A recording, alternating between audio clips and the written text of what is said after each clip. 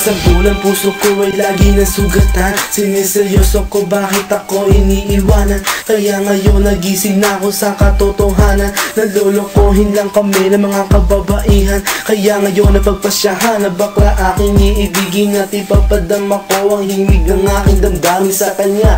Oo nga, at hindi sa isang babae. Dahil ang puso ko ay kanilang sinabotahe. Para bang ako'y isang laruan na kanilang dinapapapak. Pagkatapos pagsawaan kanilang tatalikuran. It's so unfair, kaya bakla na lang ang iibigin. Kaya ngayon pakinggan nyo para sa'yo itong awitin. Mga tambay lang kami, sawa sa babae. May mga babaeng manluloko, piniperahan lang kami.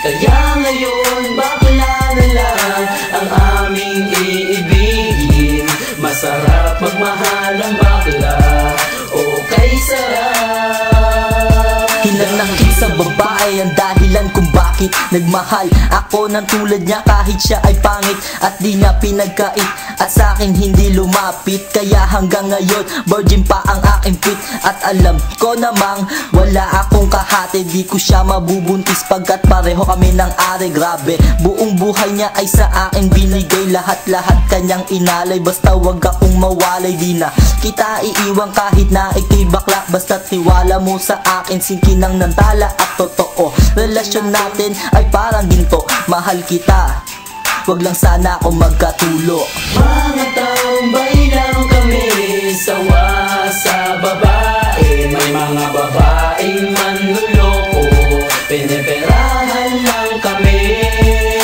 Kaya ngayon bakla na lang ang aming iibigin. Masarap magmahal ang bakla, okay sarap.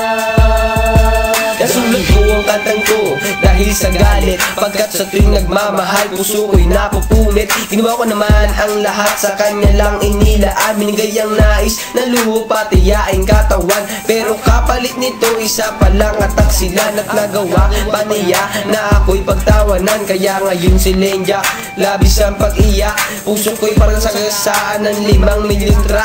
Sa isip ay tumatak ang sakit na natamo. Kaya nagdesisyon tuloy ang puso na laging bigo, na bakla na lang ang iibigin ko. Hindi na ko masasaktan, nagkapera pa ako. Mga tambay lang kami, sawa sa babae. May mga babaeng manluloko, piniperahan lang kami.